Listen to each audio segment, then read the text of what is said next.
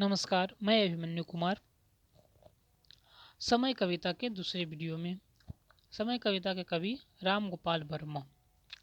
समय नामा कविता में समय के महत्व पर बल दिया गया है।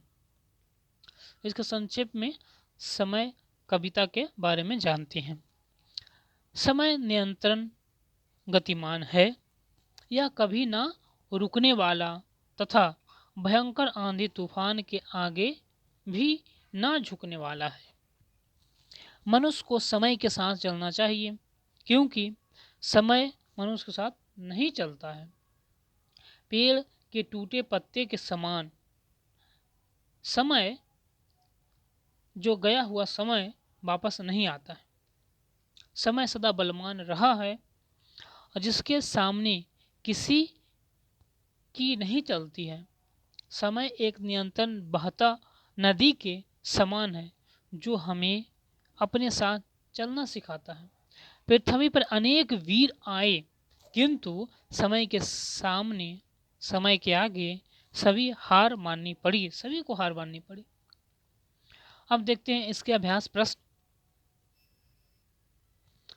समय कविता का पहला अभ्यास प्रश्न है, कविता में मनुष्यों को समय के साथ चलने के लिए क्यों कहा गया है? ठीक है, कविता में मनुष्यों को समय के साथ चलने के लिए इसलिए कहा गया है क्योंकि समय किसी का इंतजार नहीं करता है और ना किसी के साथ चलता है। बीता हुआ समय कभी वापस नहीं आता है, इसलिए मनुष्यों को समय के साथ चलना चाहिए। दूसरा प्रश्न, प्राकृतिक समय के अनुसार चलती है, स्पष्ट कीजिए। यह सत्य है कि प्राकृतिक समय के अनुसार चलती है। समय आने पर ही वस्तुएं बदलती है। समय के अनुसार ही दिन रात आते हैं। समय के अनुसार ही सूर्योदय सूर्यास्त होता है। समय के अनुसार ही रात में चांद तारे दिखाई देते हैं। तीसरा प्रश्न, जिसका समय से कदम मिला रहा समय उसी का प्यारा, इन पंक्ति के माध्यम से क्या कहा गया है? इन पंक्ति के माध्यम से कवि कहना चाहते हैं कि जिसने भी समय के महत्व को समझ लिया, उसका सदुपयोग किया, वही व्यक्ति जीवन में सफल हुआ, और जिन्होंने इसे नहीं समझा वो सफलता से दूर रह जाते हैं, सफल नहीं हो पाते। चौथा प्रश्न है, कविता के माध्यम से कवि क्या संदेश देना चाहते हैं? इस कविता के माध्यम से कवि यह संदेश देना चाहते हैं कि हमें समय के साथ चलना चाहिए। हम समय को मूल्यवान वस्तु मानकर उसके अनुसार चले। हम समय का इंतजार ना कर समय से पहले सोचे और समय का महत्व समझें। कुछ कविता से प्रश्न देखते हैं। आंधी तूफान भी किसे नहीं झुका पाते हैं? तो आंधी तूफान भी समय को नहीं झुका पाते।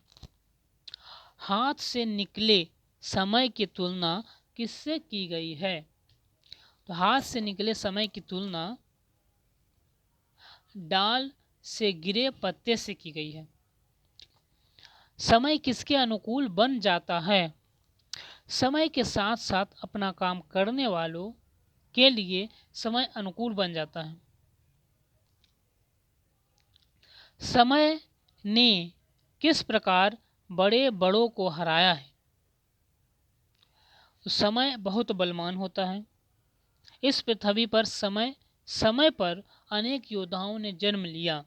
उन्होंने अनेक गांव, शहर, राज्य जीते और बहुत से बलवान राजाओं को हराया, किंतु अंत में वे समय से हार कर मृत्यु को प्राप्त हो गए।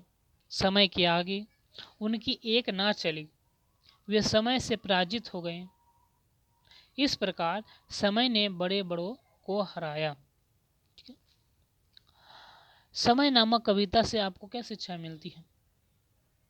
और समय नामक कविता से हमें समय पर काम करने की सीख मिलती है और समय को कभी कमज़ोर ना मानने, समय के आगे चलने और अपने जीवन का लक्ष्य ना बदलने की शिक्षा इस कविता में दी गई है।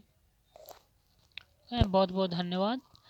इस पाठ से संबंधित कोई प्रश्न हो तो आप कमेंट बॉक्स में लिख सकते हैं। बहुत बहुत धन्यवाद।